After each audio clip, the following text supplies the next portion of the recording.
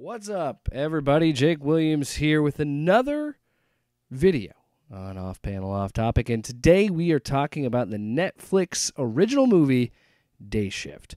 Now, Day Shift is an interesting movie because it was always kind of on my radar. I remember seeing the trailer a few months ago, actually being interested in it just because I thought, like, this looks like it could be really, really up my alley or really, really bad.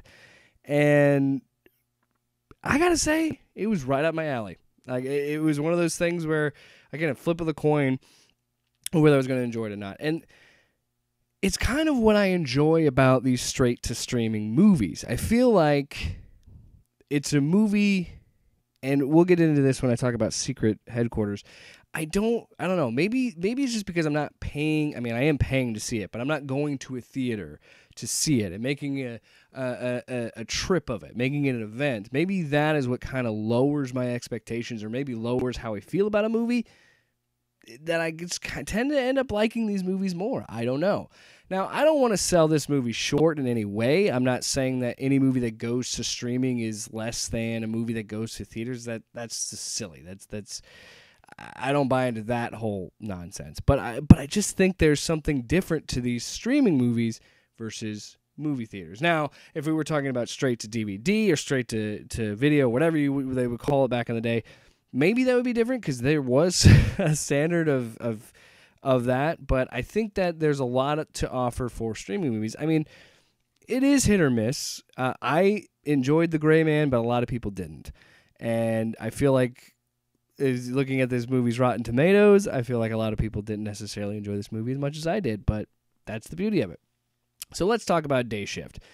Day Shift follows Bud Jablinski, Jamie Foxx's character, as he is a vampire hunter. As simple as that, but he uses a front on his pickup truck. He said he's a pool cleaner. In this movie, what I love so much about it, it wastes no time getting into the action. Like, he's literally like fake cleaning a pool, and then he waits for a car to leave, and then he breaks into this house and fights this old lady vampire. And it is nasty and gory and gritty, and that's kind of just the theme of this whole movie, which again speaks to me and what I like about, my sensibilities.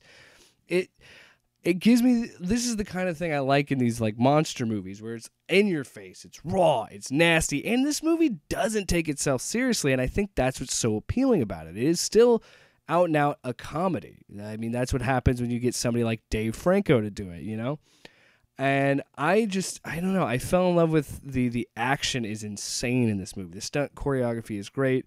I saw behind-the-scenes footage that they used actual contortionists with some of the stunts they do in this movie, and it always freaks me out because I'm like, oh man, the human body should not bend that way. We shouldn't be able to see all these crazy movements that these vampires are doing, but it's all awesome, and I love it so much. And that first fight is so good because it really sets the tone of the kind of movie you're going to see. Now, some people could argue that after that, the movie kind of goes downhill, and I don't necessarily agree with that because I think this movie, and I could be wrong, but I think the people that worked on John Wick had some sort of hand in working on this, and I think what makes this movie work for me is the world building. I think that, having a union, the fact that you don't usually see this in vampire movies, at least movies that I've seen, where he's collecting teeth and he's using that as money. That's how vampire hunters make money in this world. So we're at a point where vampires are not really known to the public, but they exist, and vampire hunters make money off of it. Like, that's a legitimate profession. And like him collecting the teeth and then going to Peter Stormare, who is probably one of my favorite character actors. I love it whenever he shows up in a movie. And, you see him go to like a pawn shop and sell the teeth that way. Because and also another funny thing about this movie, and I said this while watching it with my wife, I was like, really, this is the plot? That's kind of hilarious. Where it's like the whole plot is I want to say it's Megan Good, his wife, and their daughter are going to move to Florida because they can't afford schooling in California. So the whole plot of this movie of him fighting vampires, killing vampires, is to make money so his family won't move to Florida. It's a simple plot. It's a basic plot. And I kind of love that. Then the movie kind of changes into another plot that doesn't really make sense, but I kind of roll with it because it's a campy, silly vampire action movie. And, there could be arguments made that, people want more from these kind of, from cinema, or they want more from this. They don't want this kind of turn your brain off entertainment. I'm kind of gotten away from the turn your brain off term. But what I like about this movie is how over the top it is, how much it's unabashedly a silly, ridiculous, cheesy, campy action movie. And to have a plot like that, I think really lends to that idea. So that's one of the plots, and then that kind of gets pushed to the side for another plot of like the main villain is I saw John Campy say it in his review it's a real estate Lex Luthor plot that doesn't really make sense, but I I don't care because again I'm enjoying myself watching this movie. And say what you will, but when you go in to watch this movie, you watch it for the action, and it delivers so much on the action. I remember so many times where I'm like going, "Oh my god!" Like I'm just laughing, like "Holy shit!" Like yes, like I tweeted about it. I said this movie was fucking awesome, and I meant it. I really, really enjoyed this movie. I'm kind of all over the place in this, but the whole setup to that and the world building of this, of him going to Peter Stormare and trying to get more money. He's like, well, if you want more money, you got to go to the union. And then the fact that there's a whole vampire hunting union and there's codes and violations and all these other things, and this whole entire subplot of just the union, which again is such good world building that I really would like to see more of it. Now, I don't necessarily need to see it, but I could see how Netflix might work in a spinoff of doing stuff with the union and doing maybe a series in the union for Netflix. And honestly, I wouldn't be against it. Now, I know everything's a shared universe now, and that can kind of be, everybody's doing the MCU thing. But I feel like it has enough interesting things there that I wouldn't mind it if it sticks to that comedy aspect. Now, you probably can't go to the level of the action that you see in this movie just because of budgetary reasons, but I would like to see a little bit more of the union and just how the vampire hunters make money, per se. Overall, I think it was a really fun movie.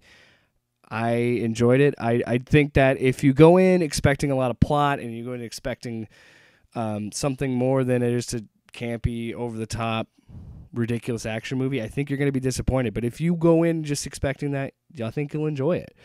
And I don't really touch much on the plot in this because, like I said, there's not much more to a plot of this movie than the action set pieces, and that's what I came here for. I can't think of the name, but the brothers in this. There's a team of brothers. That he said that they give them a backstory that they kind of wiped out all the vampires in Arizona and they keep moving their way west.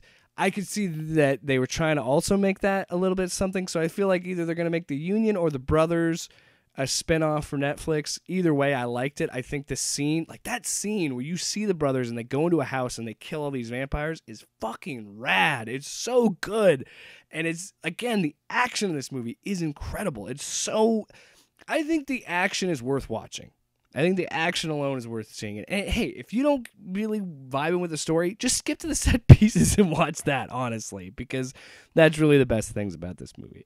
They do set things up, but they don't necessarily deliver, where they do give you an idea of like there's different kinds of vampires, which I liked. I thought that was kind of cool that they have like uber vampires, like these they call them juvies, or like these new vampires, and they're kind of more of like a zombie feral type, and there's different kinds of class of vampire, which I think is cool. It's kind of video gamey and adds to the movie. Now, it doesn't necessarily deliver on those ideas as much. I mean, there's a scene with juvies, and I think there's another, and then there's a scene in the house with the brothers where they kind of set something up with the vampire factions, but that doesn't really go anywhere, which seems like it might be them trying to be like sequel baity with it. But I will say that is one of the faults of this movie, is some of the ideas they just don't, they have something there, but they just don't quite deliver. That also being said, I think Jamie Foxx and Dave Franco work for me. Jamie Foxx is just, man, he's just so damn charismatic. That's the biggest thing going for this movie is Jamie Foxx is such a great leading man, so much charisma, and I really, really like his performance in this movie. And Dave Franco, I don't necessarily agree with what they do with his character by the end of this movie. I kind of was like, were they really going to do that? I kind of wish they wouldn't have done that, but it is what it is. Overall, Day Shift. Oh, and Snoop Dogg's great too. I love Snoop Dogg in this. He has a really cool you've seen it in the trailers where he shows up and he just fucking mows down all these vampires with a minigun.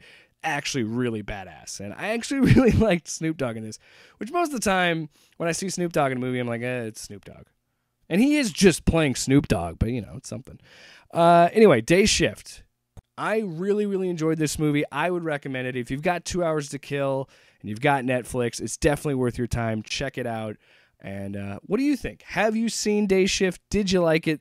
Let me know down in the comments below. And, as always, thanks for watching. And I'll be back with another review for Owen Wilson's superhero movie, Secret Headquarters, Paramount Plus original. And I didn't like that one as much as this one. I'll tell you this right now.